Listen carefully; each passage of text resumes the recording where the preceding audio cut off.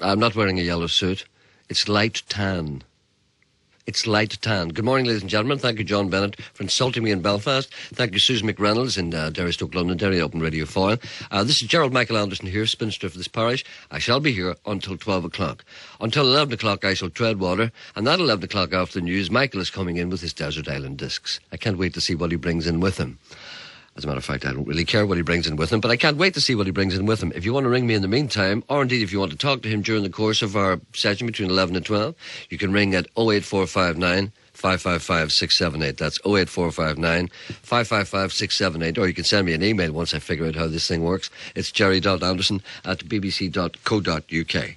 I'll be here until 12 o'clock, as I say. The number to ring is 08459 555 678. Sorry, I was distracted there by someone who ran past. This is Gerald Michael Anderson here, as I said before. We're here in Belfast today, and there's this John Bennett going. Look, he's heading for the golf course. I can tell. Anyway, you can send me an email if you wish. It's gerry.anderson@bbc.co.uk. And I have to say now, we had a discussion yesterday with a number of people about the Christmas tree outside the Belfast City Hall. I have to say that I was down here yesterday and I made a special trip. I have to say now, be honest with you. I went down there and I stood. I waited until it was dark. It was between 5 and 5:30. 5:30 as we call it here. And I stood there and I watched that tree, and I have to say, I pronounced that tree is good. That tree is good. Anybody who doesn't like it, there's something wrong with him. It's minimalistic, I know, but this is this is the way things are these days. But you see, what is actually happening is, I figured out what's happening. You see the Belfast City Hall, and it's festooned with bright lights, and then the tree is understated. And remember, it's an Ulster tree. It's one of us. And Ulster trees don't like to be too garish and too brightly coloured, as indeed many of our citizens don't like to be too garishly dressed either. So imagine you standing there from Fermanagh in front of the City Hall. You wouldn't want to be wearing a big yellow suit, as John Bennett accused me of doing, whereas mine is light tan. So I pronounced that tree good, and I brook no criticism. Anyone who complains about this tree will not be heard on this programme today unless they insist. But other people have other complaints. Gerry sends me an email. She said, "A word of caution to those who seem to lose all sense of reason at this time of the year and are hell-bent on bending the plastic to its limit and beyond." Sounds like my life story. I'm a man who's bent the plastic so far that there's no going back. There are some really smart arses out there who are getting theirs for free. This I learned to my peril when I went to Newry last Thursday to buy presents. I absolutely loathe shopping in any form and at any time of the year, so this journey was made reluctantly, and my aim was to get the job done as quickly as possible and get the hell out of there. There was stuff to be bought for classroom assistants, teachers, drivers, helpers. The list seemed endless, but I feel that this is a good time to say thanks to all those who help out all year, even though it's only a token. Then there's the daughters and friends, and so on and on it goes. So I trudge and grouch and try to be cheerful and look at the dog-eared list I've compiled, take off the names and reward myself with a cup of tea halfway through, even though a pint would slip down lovely, but then a person can't drink during the day because other people look at you. Just when I'm beginning to see the end in sight, my friend wants to look for shoes, and I accompany her. Once inside the shop, which incidentally is in the Buttercrane Centre, and may I say what a wonderful centre the Buttercrane Centre is, I spy a chair. I make a beeline for it and drop the bags onto the floor beside me with a certain amount of relief. My fingers have long since lost any sense of feeling and have gone a peculiar colour, and my strong back is aching from head to toe. The shop is quiet, and we are the only two shoppers apart from a couple of fairly ordinary-looking fellas who seem to be laden like ourselves. I turn round in the seat to chat to my friend about how hard it is to get size 11 and a halves, and then I turn back to my bags. I raised my head and looked straight into the eyes of one of the men without thought of any kind. They left the shop and we followed. We got home, went for a few jars, and I didn't bother taking the bags out of the car till the next morning when I discovered one of the bags was missing. Then it all clicked into place. The man who looked into my eyes because he was checking me out, if I had twigged that he had lifted not all, but just one of my bags. Clever sod. If he'd taken the lot, I'd have been onto him like a shot, and he'd never have got out that door. The unfortunate thing was, he didn't go for the bags with the wee tokens in it. He hit the jackpot and got the stuff I bought for my daughters, which makes me wonder whether he was watching me for a long time beforehand and knew what I had bought. Nasty stuff, eh? So, please warn your listeners to be careful. These guys looked like shoppers themselves in their early 30s, dressed quite unremarkably conservative, ordinary, so they blended into the scene really well. They probably didn't pay for any of the things they were carrying. Here endeth my cautionary tale for this season of joy and love, of rip-roaring insanity, when the lowlifes come out to play, and even the sensible old potters who should know better come out of their sheds, wash off the clabber, and join in the madness we call Christmas, only to be ripped off. I'm away to make some nice wee cottages and spin my own magic. That's Gerry. Gerry's a potter. She makes little Irish cottages. So there you are. So there's a cautionary tale and a salutary warning. If you're out shopping and you've got a load of bags and you put them all down, it's quite possible that somebody will nick just one of them because you would never notice. As the lady says, she was caught by that. Oh, I'm exhausted after that. Here's some more messages here. Let me just see. Could you please play the funny version of the 12 Days of Christmas? In 3 words. No, no, and no. Pamela Johnson says, Gerry, you said if I was unable to get a copy of the CD of An Acquaintance of Mine by Anthony John Clarke, you'd give me your copy. I'm taking you up on the offer and I can't find it anywhere. That's Pamela Johnson. Pamela, bring me back and tell me where you're from. If you're from Belfast, I'll leave it for you today because I have a copy of that with me. I'll leave it for you in reception today, but ring me back anyway. Let's make arrangements. You're holding me to it and I don't mind. Anna Grant, she rings in to say her husband gave a go-kart on the rickety wheel. Leanna Quinn won it, and she would like to get in touch with her. Maybe Leanna Quinn hasn't picked up her go-kart on the rickety wheel. If she does, well, we can't hound her if she doesn't want it. Anyway, if Leanna Quinn would like to get in contact with the lady who got the go-kart on the rickety wheel. How exciting this all is. And at 11 o'clock, Michael is coming in after the news at 11 with his selection of CDs. I dread to think what he's going to bring in. If there's any Daniel O'Donnell there, that's it. Right, some messages here for people. Happy Christmas to everyone from John Gabby. And it is my duty to inform you that Daniel O'Donnell is 40 years old today. Yes, this is the day of the party. They'll be all around him in Birmingham. 75 quid to get in there. Cable won't pay that. He was on open house the other day on RTE with all the usual suspects. Happy birthday to Daniel. May I say that he doesn't look a day over 40. Mark Mulholland rings in. Oh, no, better not talk about him. And there's a man called Stephen who says, could you please play Uncle Andy's Melody? No. We draw the line. Have to draw the line somewhere. And Barbara Crooks said she lost a set of keys in the 4 Trees in Moira on Saturday night. That sounds like a hell of a night. Hazel was in a taxi on Saturday night and she left her camera behind in it. The taxi driver found it and returned it to her home. She wants to say thanks to that honest taxi driver. Taxi drivers are more honest than you think, you know. They get a bad press sometimes. Here's a lady who says, I'd be grateful if you please read the following information out to listeners who may be interested. Dance Sport Northern Ireland are holding the City of Belfast Standard and Latin American Dance Championships this Saturday. That's the one where you whirl around and smile at the audience. That's on the 15th of December in the St. Anne's Hall in Dunmurry at Black Road's traffic lights in Lisburn Road. Children's competitions commence at 2 p.m. Adults, big people, at 7. All day, adults, admissions 8 quid. A little steep, I think. Children's OAPs, 6 quid. Rather dear. There's another thing I wanted to read here about, where is it? Yes, gentleman said, I listen to you each day, but will not and will never phone. I listened to a programme about the Hamiltons tonight, and I'm sorry to say I think that we're all been taken for a ride. That's the Louis Theroux documentary on the Hamiltons, of course. I think it was on last night. I'm not quite sure. I don't watch television anymore. I feel... Oh, no, he goes on to make scurrilous accusations, which we cannot read out in this programme. Please use your influence to investigate this and find out what's it all about. I wish we could all do the same. But I think, Mrs. Hamilton, eat your heart out because you're an even worse actor than your husband, and it's time the English people caught on to you, or you're really going to be a bigger embarrassment to the government than any scandal that has ever been before. Right. Gerry, I've used you to vent my displeasure. Basically, I can't read that out because it's scurrilous, slanderous and libelous. But he's basically saying that he doesn't have much time for the Hamiltons. Let's put it that way. Gerry, I've used your show to vent my displeasure because I know you will not mind. But enough said, I think you do a most wonderful... Oh, sorry. Well, George Jones can read it and I will. Though unfortunately I only hear it now and again as I'm working when your programme is on. I hope this makes sense.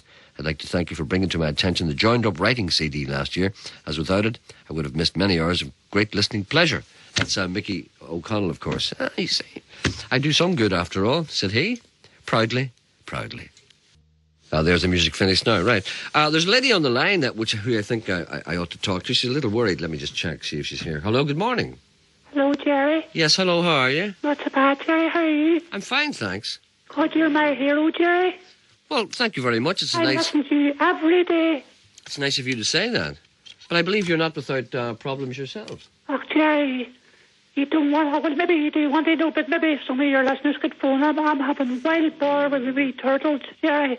Your turtle? A wee turtle. May I just ask you if you're sure it's a turtle or a tortoise? It's important. Well, I got somebody left it to me, Jerry. Mm-hmm. Somebody gave me it. I just call it a turtle, Mm-hmm. I suspect that you're trying to put one over on me, to be honest with you. I suggest that maybe perhaps you're not what you appear to be. Who are you? Betty McCready. Betty McCready. I suggest that you're a man. Ah, get away, Jerry. Mm-hmm. Well, first of all, let's hear your problem before we go any further. Right, Jerry. What's wrong with your tortoise? It used to get up every morning at 10 o'clock, and now it doesn't get up to 12, Jerry. So what you have is a tortoise that's lying too long in the morning. Well, I normally take him out at 10, Jerry, But see, I have to say to you, before we go any further, before we investigate your credentials, I have to say to you that a tortoise would get up much earlier than 10. You had problems before the thing started, before it started to lie long. Any tortoise I know will always up before 8. There's munching the lettuce by 10. So you've got one that lies on to 12.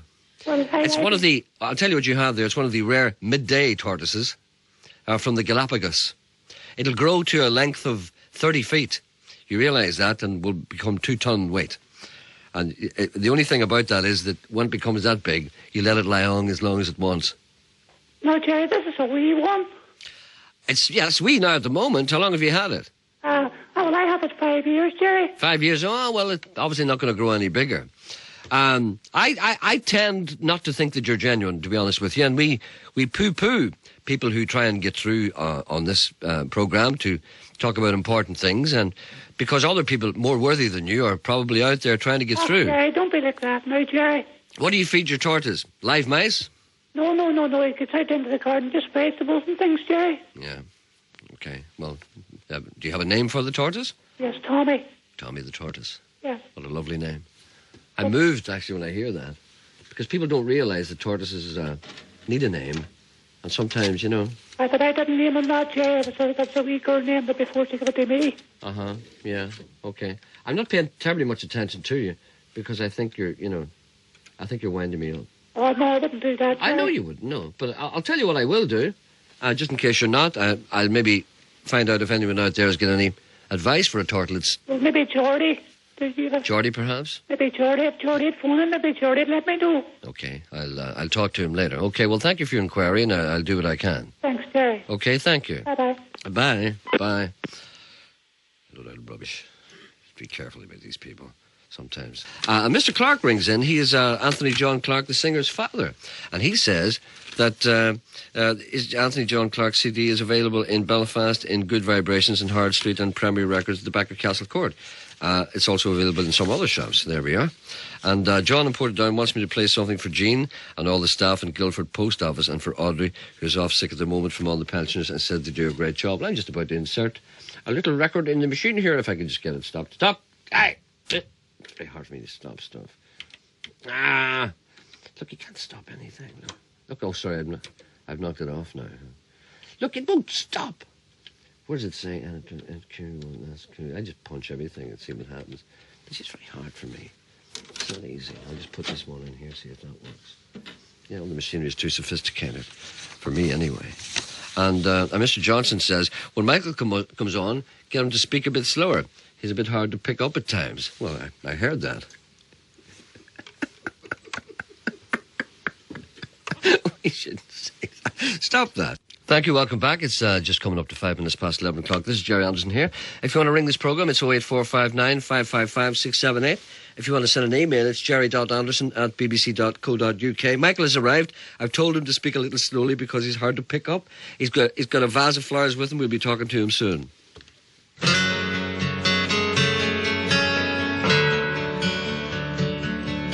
Oh, that's the wrong record. Excuse me. These things happen now and again. Why do people do these things to me? Excuse me a second. No, I'll tell you what. No, forget about that. Michael, good morning. Good morning, Gerry. It's good to see you. It's really strange hearing this in my ears. And it's strange being here with a man with a yellow suit. I'm terrible nervous, Gerry. No, you're okay. I can tell that you're nervous. Don't worry. I'll be with you all the time. I'll be with you always. Well, thank Remember, you. I shall talk you through this thing. Don't worry about it. My suit isn't yellow, is it? No, I heard Bennett on the way down. Who does he think I am? Bart Simpson? He said I had a yellow suit on. It's not a yellow suit. Nobody would wear a yellow suit. But never mind me. No. It's good to see you. This is the first time we've met. That's right, yes. Yeah, say you're a fine figure of a man, and you look well, and you look straight as normal. Thank you no very need- much. You need to find on yourself. There's no need. There's no need for you to be nervous. What I've asked you to do, this is a form of desert island discs. Because I've never done this before. Normally what... Have I? No, I've never done this before. I know you haven't done it. You've never been on with Sue Lawley on Radio 4? Can't say I have, no. I mean, you've had a checker career. You've been in the public eye for a number of years now. Can I ask you a number of questions? Yes, carry on. Okay, one. Your name is Michael. Do you have a surname? Telford. Telford. I was perhaps thinking that maybe you didn't want to reveal your identity. No, I don't mind. Male or female? Definitely male. Okay. How long have you lived in Northern Ireland? Were you born here? I was born in Belfast, and I've lived all my years in Belfast. Are you happy? Very. Have you ever been disturbed by anything that has happened to you in the street? Not particularly. Oh, I'm sure I have, but I can't think. Mm-hmm. No, you're happily employed with a well-known firm, but you probably wish not to name them. Well, they're probably not that well known, but I'll not name them. Okay. And what do? You're strangely guarded. You're strangely guarded. You see, you should be prepared to reveal all to me. Maybe you feel as if I'm grilling you too much. No, wouldn't be like you. And tell me this now, what are your ambitions? To be quite honest, yeah, I don't really live life like that. I live life from one day to the next, and I would sort of say this is very difficult, you know. Oh, you see, it's difficult when I'm sitting looking at I have you. a very positive outlook in life. If you could say that's like being in an interview or something shocking. I thought I was coming on to play music and say nothing. No, but you will be doing that. Don't worry about that. No, don't worry about that. Just relax. Just pretend Well, I'm your... can I just say this, Gerry? And I always live by this. Life is a big adventure. Yes. And what you make of that adventure. And sometimes in a big adventure, you'll have bad times and hard times and have to turn a different route because you can't get through that way. And that's just the way I live my life. So you've nothing to be ashamed of then, is what you're basically trying to say. I wish I could say the same thing. I've had a rocky life, you know. Haven't we all? Can I talk about me? If you want to. I've had my ups and downs. You know, people don't realise. People think I'm this happy DJ. But no, I've known tragedy and sorrow. Oh, I'm sure you have. I've known disappointment. I've known times when I thought I'd never pick myself up in my bootstraps, but by thunder I did it. And you know who helped me? John Coyle. No, John Bennett. If it hadn't been for John Bennett's braces, I would never have... He found me in the gutter, you know. Excuse me. A long time ago. John Bennett was walking along the street in Belfast and I was lying in the gutter. Me and Beachy. We were lying, and Beachy was saying to me, when was the first time you realised you hadn't enough money to buy another bottle of wine? And I'm lying there in the gutter and John Bennett says, you're too good for this. What's your name? I said, Anderson's my name. And he said, come with me. I'll take you into the BBC and feed and clothe you. I will see if you have any talent as a broadcaster. And by thunder, it worked out. Thank God that I did have talent as a broadcaster. I know you've got a job. No, you're looking well. you- And it's not a yellow suit. It's a lovely wee suit. A yellow suit. You know what this nice is? tie This is and all the black this is- shirt with it. This is an Italian suit made by John Arthur. Bought out McBride, of a sorry. bit of a car. It's an Italian suit made in Belfast. The last time I've seen this was, well, it was in a bit of a car. No, this is a tailor-made. Oh, can see that. Can see. suit. Oh, certainly. Made by, and I keep saying this. We mentioned this yesterday. A lady was looking for A tailor-made shirt. A tailor-made And shirt. you Now, told her where to go. That's I told her where to go. She knows. I sent her down to him because he makes all my stuff. And the man that you see before me, he's made me. Well, there you are. What do you think I am, man from CNA? Well, a Certainly wee not. bit more Nothing wrong with upmarket. CNA, man, yeah. Sure, Nothing they're wrong all with closed Marks down. I know. There's no such thing. I know. Nothing wrong with Marks and Spencer's. Nothing wrong with all those people, but I need the personal touch. That's it. I noticed that your tailor isn't particularly good. No, you're dressed very casual today in an off-white dirty jumper. Do you not realise we're going for lunch today? Well, I didn't know what to dress. Like, I just sort of... I know you didn't know what it's to a cold pick. morning. Why not? I mean, no, but the point is fashion. Let me just check. Can we bring a tie in, please, for Michael? Right, there's a tie coming in. You turned us down for dinner. I heard you turn us down the other day. Pardon? We were offered free dinner round the 10 Square Club, and you had to tell the girl we're not going. There's reason for that. I'll tell you the reasons later. It's important that we don't go there. Not that there's anything wrong with that place. It's No, very no, good. of course not, because I'm going to go on another day without you. You go on another day, but I can't go there. Right. I can't go there for a while. It's nothing to do with the cars either. You haven't got the money, I take it, then. No, I was Maybe there you've a with. slate down I was there there. I not spent a paying. night. I spent a night there with the cars. Oh, I know. Children in need. Jim Corr was sat on my knee all night. No, but it's nothing to do with that. No, I'll tell you what's happened this morning. Can I tell you? I'll be honest with you. Maybe people might want to hear this. They think it's too in show busy. But I happened to be walking past a well-known restaurant just outside of here called Cafe Errol. Right? And the gentleman ran out. Just around the corner. And he said to me, I believe you're coming for lunch today. I said, am I? He said, didn't you say that on the radio? And I remembered I did. He said, well, you're just lucky. I said, why is that? He said, we're having a whole Christmas party thing today, but we reserved a table for you. So there's a table reserved for us. Oh, my nerves. I can't believe it. It's okay. It's okay. And the management would look after us personally. Celebrity or something, you know. Now, see, this is the type I lead. The type of life I lead every day. I know. It's so different from your little insignificant life that means nothing. And anyway, listen, incidentally, Michael, you don't mind taking calls if people want to talk to you or ask you anything. No, that's quite all right. I'll take But you're taking a chance, you know. Well, you see, that's it. But you have to take a chance in life, Gerry. You get nowhere, you don't take a chance. If anybody comes on who sounds dodgy, I'll help you out. Am I speaking too fast or do I need to slow down? No, what the lady said, there was a feeling Mr. earlier, Johnson or a gentleman, there was a feeling earlier that you were speaking a little too quickly, but that's okay. No, I think you're speaking fine. Seem terrible nervous. No, I see that. I see you're nervous, but see, it's not easy coming in here. It's Gerry, I can't believe I'm here. I know. You know? But see, what happens is, it's hard to believe there are people listening. Oh, of course there aren't. No, but it's hard to believe people can be listening because you and I are having a private conversation Well, here. that's it. There's confines of the studio. thousands all over the world. Listen and tell us. There are people listening to us in Ngora Crater.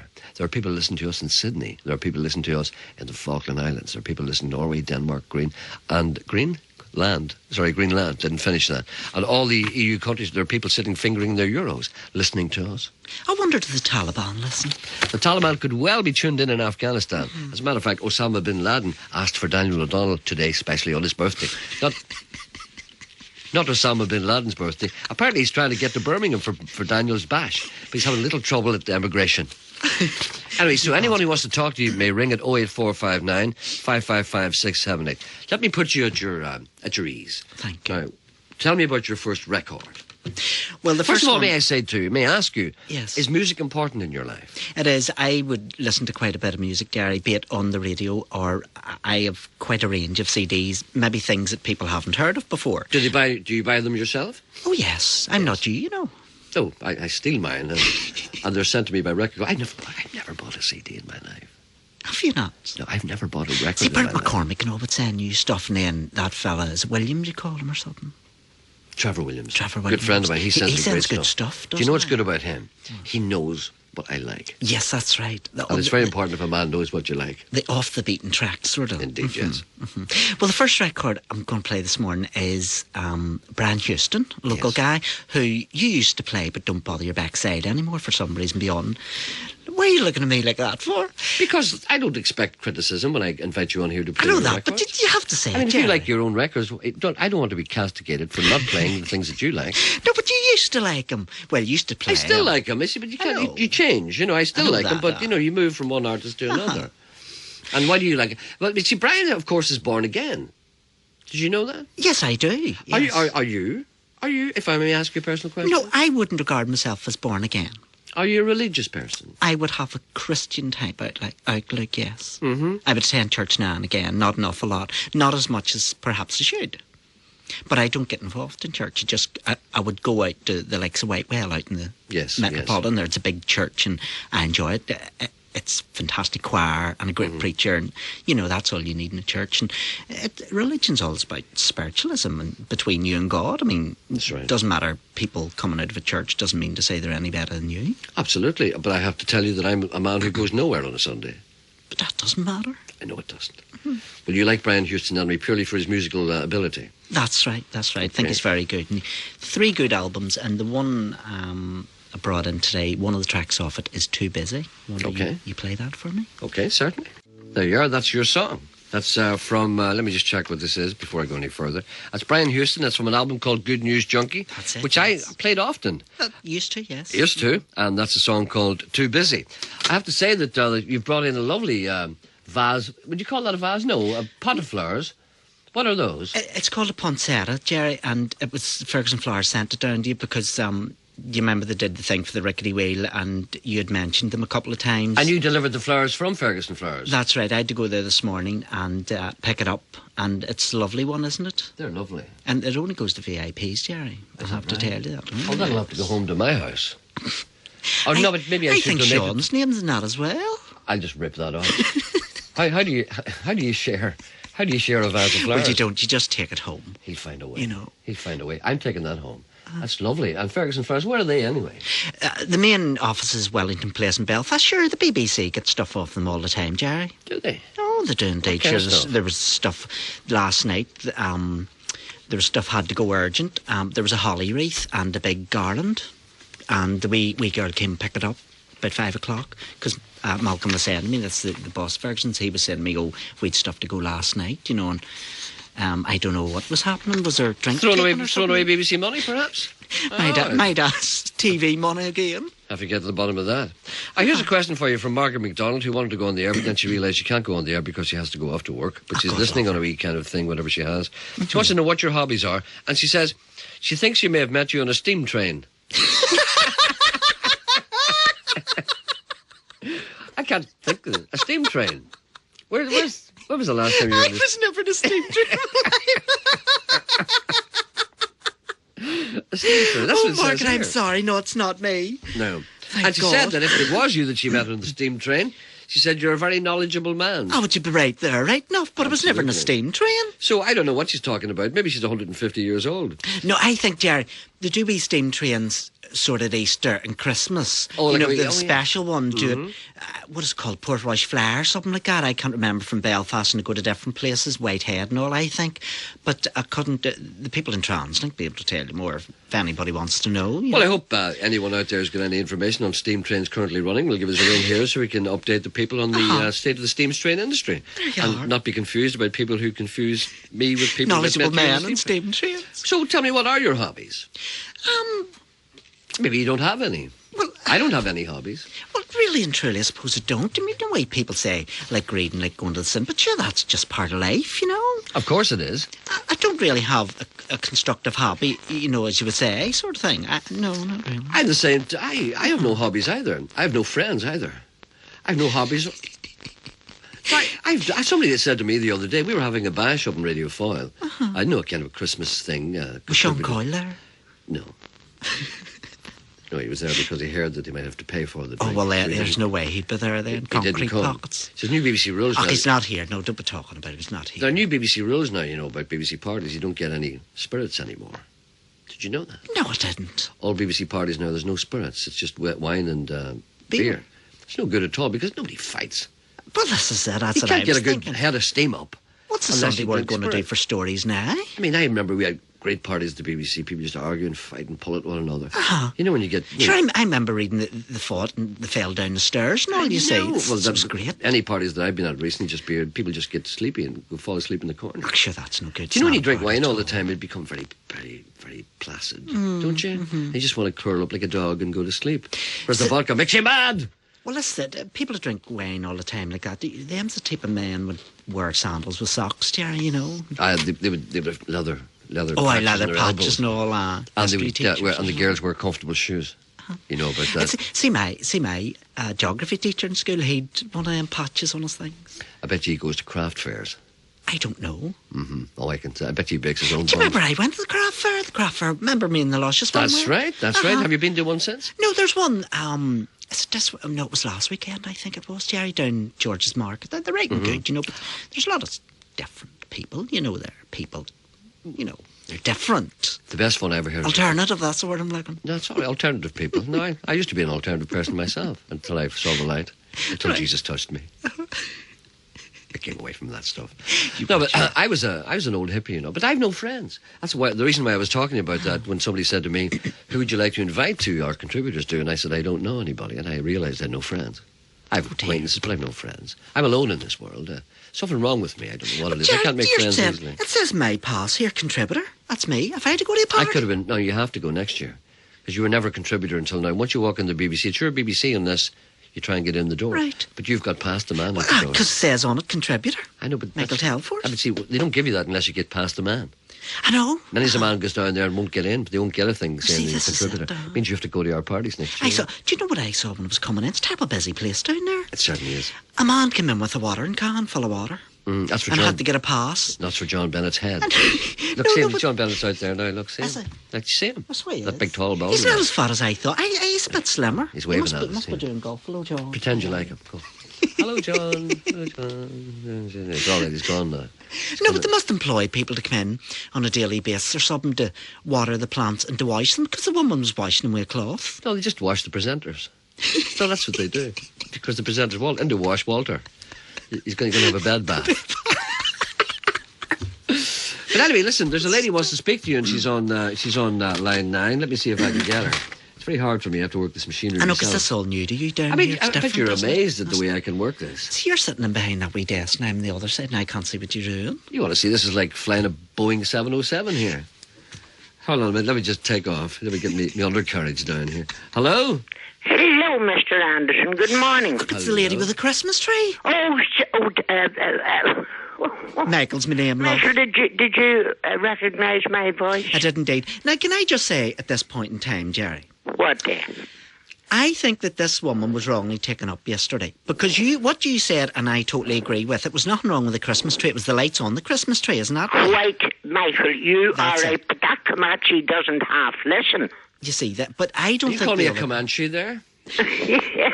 I'll have you know that the Arapaho blood flows through my veins. Arapaho blood is all right. Well, I call you a Comanche. All right. Now, carry on, Michael. I rang up to speak to you, not to speak to the... I'll not say what I'll call him. Yes, well, I took up what you were saying yesterday. No, let her speak to you, Michael. Let's not be too pushy here. Let her speak to you. Michael. What's the lady's name? Sorry, what's your name? I don't give my name. I remain anonymous, Right, Michael. because I knew your voice, you see. I've heard Oh, you. did you? Oh, that's good. Well, however, Michael, first of all, I want to... Now, you have brought up the second thing I was going to ask you.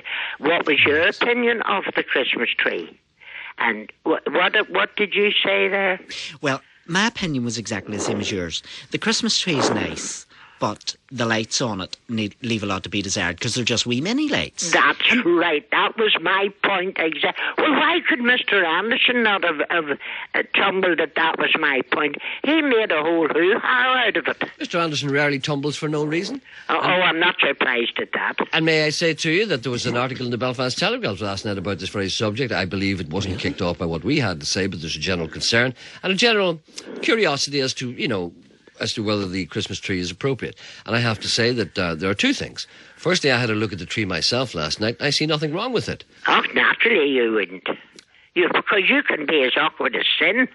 No. If I had said the tree was beautiful and so blah, blah, blah, you would have turned around and said the exact opposite. Should have told you that yesterday morning, because you have a warped sense of humour. But listen, I was wanting to speak to Michael, not to you. Well, okay, speak to him then. Right.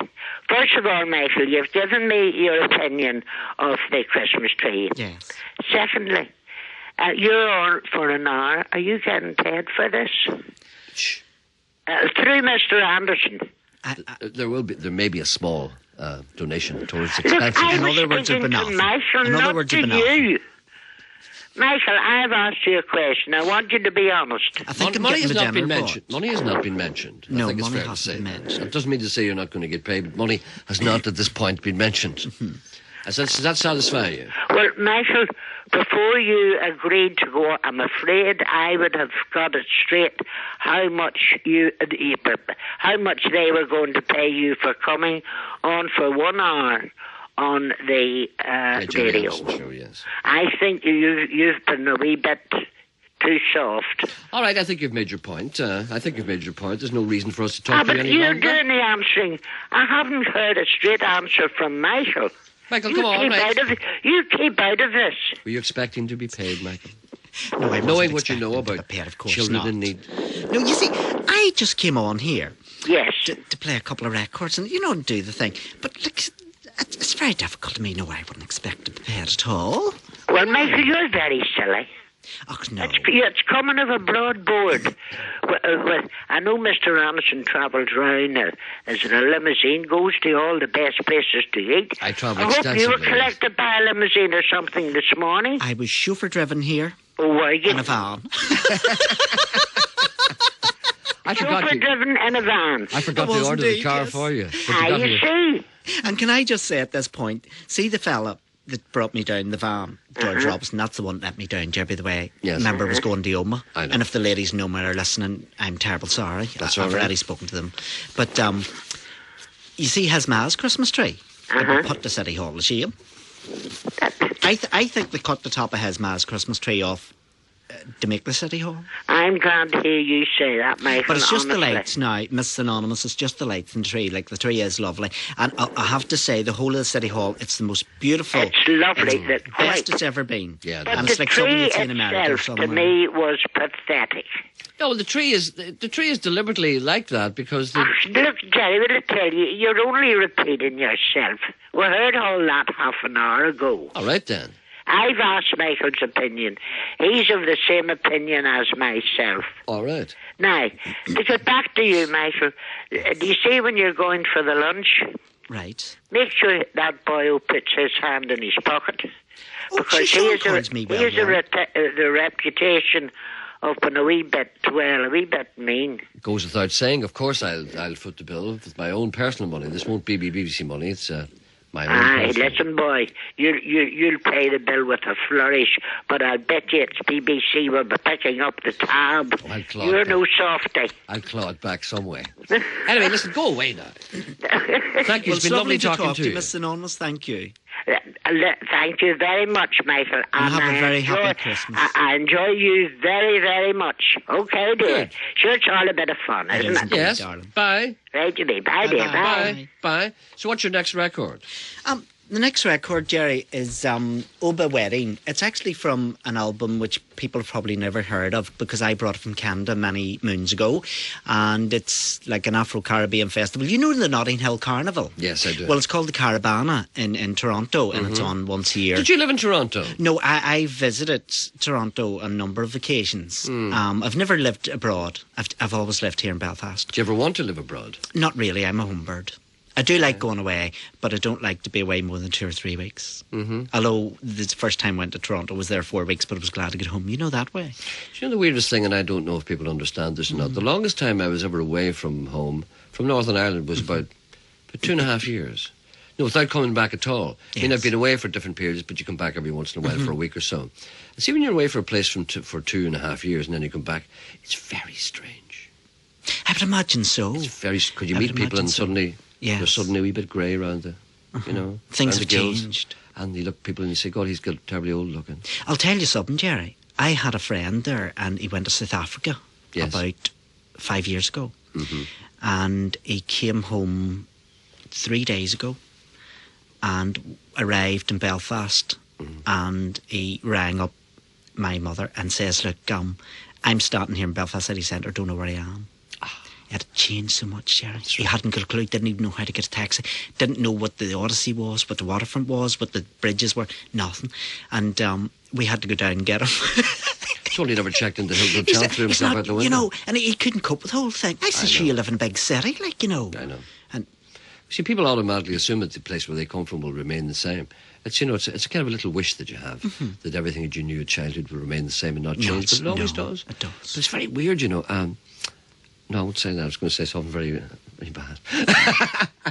Right, what's the song again? Right, it's called Oba Wedding. Now, I want people to listen to this. Quite funny, because it's a track that there's this girl trying to, you know, What? put marriage in this guy. Basically, he's trying to marry him, and he has a couple of insulting things to say, but he's always trying to, you know, come up with another idea to get out of it. So if you play that for me there. This could be a new single for Hugo.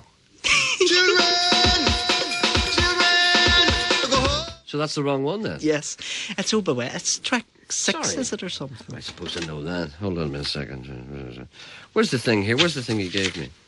You see, this is the type of thing that I don't Well, like. you're just throwing nice stuff to your backside. You're not even looking after the Just stuff. Oh, but weddings, that's not number 6. Oh, here it is. No, I put the wrong thing in.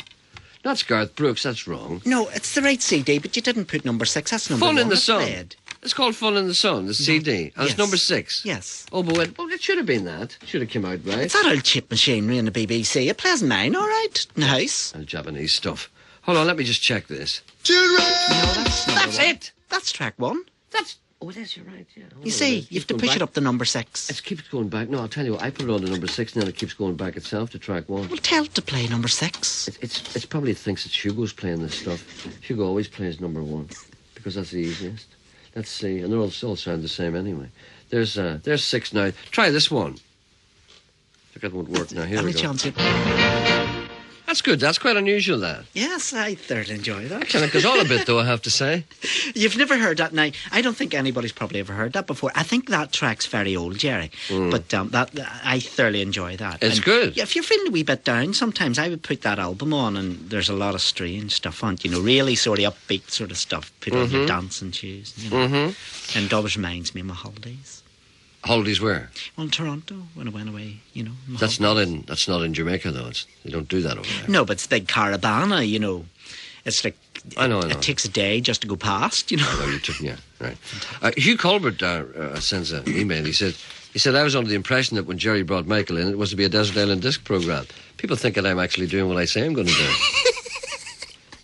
People obviously don't listen to your show every day. They don't listen to it. And incidentally, the tree outside the community centre on Nelson's Drive, Derry Stoke Londonderry, has a twin top on it. There's two tops. That's the old twin top tree that must have got a grant for that or something. Special. They clone them in Norway. And here's Anne Rush. I don't know if that name means anything to you or not. She says, I live in Craigavon. I think I know Michael. Is he connected with Irish dancing? Well, are you? Oh, my nerves. First steam trains now Irish dancing. Well, I tell you, love, I'm from the Shankle originally, and don't think there's many men connected with Irish dancing up the Shankle. No, it's not within your cultural brief. No. Right, there's someone on the line. Nothing wrong here. with Irish dancing. Nothing, not a single thing. Hello, good morning. Hello, Gerry. Yes, you're through to Michael and myself. Yes, this is Jimmy Eisfeld here. I was talking to you a wee while back. We were talking about wood chip and stuff, and ripping the back out of Barnbrack. That's right, yes. Can you remember me? Yes. I do remember you very well, yes. Well, me and my workmates think that there's a conspiracy going on here. Why do they think that? In what way do they think there's a conspiracy going on? We think that Miguel isn't Miguel. We think Miguel is really Sean Coyle. Oh, my nerves. That's a funny one, isn't sorry, it? what's your first name, Jim, did you say? Jimmy Eisfeld. Jimmy, that's a terrible insult to me. It is, actually. I don't think so. Imagine no, but saying I'm Sean Coyle.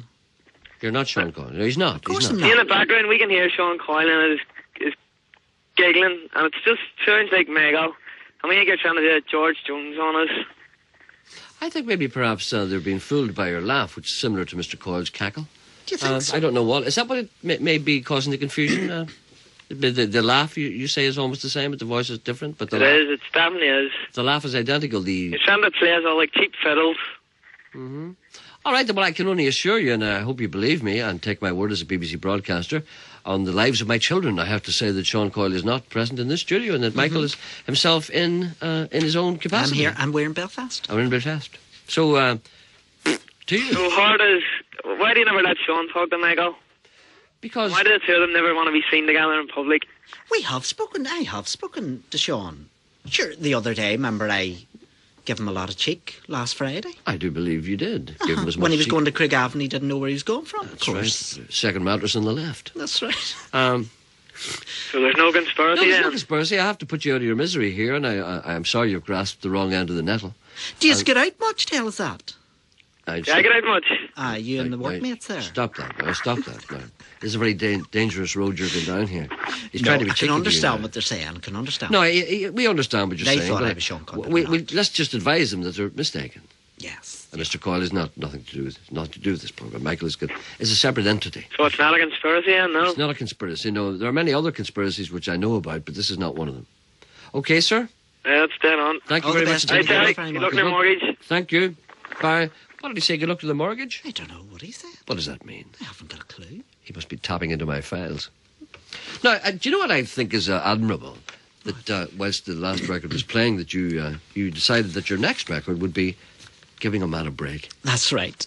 Tell me what your next record is. Well, my next record is from a guy called George Robinson, who's a good friend of mine. Mm-hmm. And he does a wee bit of singing. He's in a wee group and that. And it's one that he made himself. It's called, the Green Green Grass at Home. And I have to tell you, he came to this very building one day for auditions for Go For It. Right now, I think he's a fair singer. The guy's a good singer, good club singer, not, and gets up and does his turn. Can I just stop you there? When was that a number of years ago? That was a number of years ago. Mm-hmm. I think I was involved in some way in that programme at some stage, yes. Well, I was a judge for a while there. Well, this is... Well, but this I might didn't... Bring you, sorry, go ahead. This might bring you into the firing line here, because he came along and he sang this song exactly the way he's singing it now. And they says to him, thanks, but you can't sing. Well, did he regard this as a setback? Gerry, he never sung for a year or so after it. You know, it really affected him. It just goes to show you how strict the BBC is. And I'm sort of, trying to give the guy a wee break today. This is my one and only chance that I'll probably ever be live on the radio and getting a chance to play my own music and things. I mean, I feel so privileged, Gerry. Think of the hundreds of thousands, maybe millions of people who would love to do this. Yes, that's right. And never get the chance. And here I'm getting the chance. And I just feel so privileged today. And George Robinson, or Limousine George, as I call him. And, play the record and let the people hear it. Give George a break. Give him a break. Even though he was showing the door here. That's it. Where is he? When do you hear him? Said I'd love you till I die. That's the wrong one again, isn't it? Gerry, see us machine. Hold on a minute. Stop that. Go on. Hold on a minute. Years went slowly by. You see, once it starts, it's hard to stop it. As the girl said in the trailer. Hold a minute. Why will this not get... I don't know. It's that old chip machine. Hold on a minute. What is it, number 4 on or something? Oh, no, here it is. This is it now. This is what's his name again? George Robinson. There we go. He doesn't sound too bad. Well, Gerry, that's the very man that the BBC turned away and told me he couldn't sing. They showed him the door. That they did. That sounds great to me. Well, he talks a wee bit funny, of course. Why does he say the Green Grace of home? He must be from... Is he from the Malone Road? He's the Green Grace of home. He's Belfast American. He does talk funny. I was going to ask you, where's he from Tennessee or somewhere? No, he's from East Belfast. You know what? Sometimes remember you said about the wee hussies were singing, and she was singing in like a Tennessee accent or something. That's right. And then she had a Ballymoney accent when she was talking. No, he's right and good, Gerry, isn't he? Like, he's very good. It reminds me where I come from in Derry, London. Derry used to be a very fabulous place up there. The American Navy had an American Navy base there, and it closed in 1977. Right. But before that, it was like an oasis. But what you had, all the Americans lived there in an American lifestyle. Yes. So what you had was a woman walking around in stretch pants. And people had pizzas and stuff, which we didn't know what a pizza was then. And people smoked Lucky Strikes and all. They had a PX where you could go in and buy the latest American hits. It was just like being in America. Yes. So if we ever got our way in there, but none of us would get in there. No. The only people who amongst us who get in there were people who worked there and people who played in bands. So I played in bands, so I was able to get in there. You see, it was fabulous. But the only thing was they let all the girls in. They didn't let the guys in. I wonder why. So we used to be kind of playing there, you see, and all the local girls would be there. Yes. And they always just come up and say things like, "Don't you be saying you saw me over here." But every once in a while they'd be talking to the Americans, you see, and they'd use some American words, and I used to think it was quite funny. And they'd say things like, "John, any chance of some of that candy?" And I'd say, "It's sweets loving you, not I, sweets then." Anyway, hold on. Oh, let me just do a little thing apropos nothing at all. But this is important. A lady wants me to find out if there's anywhere out there a lady could buy a small electric fan. A small electric fan. You may think it's an unusual request, but she's a very good reason for asking for that. Anyone out there know where she could buy a small electric fan? I know it's the wrong time of year, but maybe someone has it in the shop or some... Can I tell you? Sure. E&H Services, Woodstock Road will sort it out, will Mum? What do you call it? E&H Services, Woodstock Road. E&H Services. Woodstock Road? Yes, they'll sort it out. How do you know that? Well, they do everything, dear. They're one of those electrical shops, no community electrical shop, not Dixon's or anything like that, not a big place. Just a community electrical shop? Well, that's what I would call it. They do good for the community and all.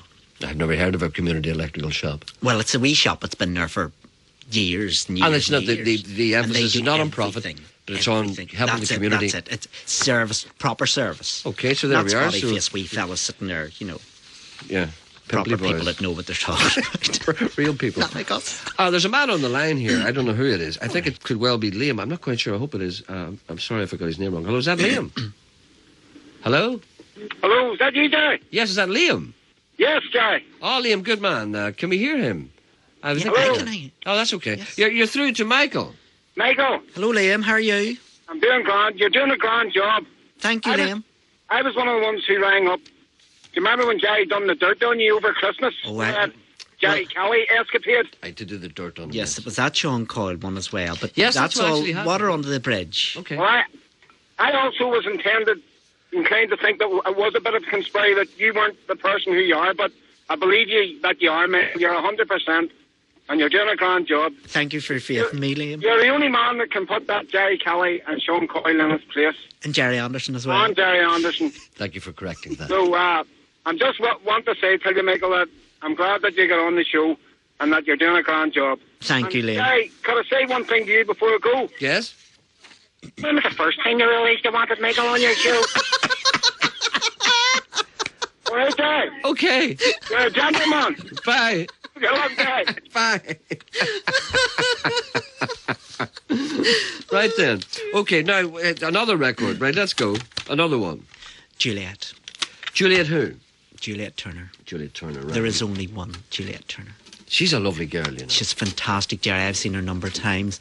And I heard her way before this album was released. I heard her on Bennett's show, and she did, like, just with her guitar. Excuse me, what did you say? Yes, I know, it's a terrible thing to say. But he got me out there and he hit me and made me say that. He's a very violent man. I know he is, with baldy head, and you know.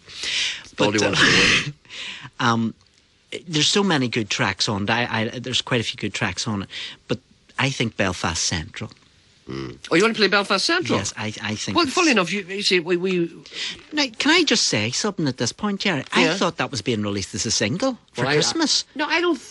No. Did I not hear something a while ago? No, you see, the thing. Do you know the most worrying thing I find about this kind of business, and I have to say this business that we call show? I see, I don't know nothing about it. You see, when people talk about singles, they never pick the one that's the best track. That's right. They always pick I the one that they noticed think people will like. Yes. So in other words, they pick the stupidest track and they put that out. Whereas Belfast Central, nobody will buy that because it's really good. Do you know what I mean? Know what I'm saying here? Yes. I mean, the dopey people won't buy that because they've no idea what it's about. But if you put a dopey song out, everybody buys it. And then it gets in the charts. It's a travesty. Travesty. It's a travesty. Travesty. This is one of my favourite ones. Yes. Belfast Central. Juliet Turner from her album Bound in Black Suit. Her mother listens to this programme. She'll be glad you said that. Hello, Mrs. Turner. There you go. Juliet Turner, Belfast Central. Thank you, Michael. Thanks for coming in. Thank you, Gerry. We'll see you all tomorrow. We'll be back tomorrow at 10:30. It's 12 o'clock. 92 to 95 FM. And 1341 medium wave. BBC Radio Ulster.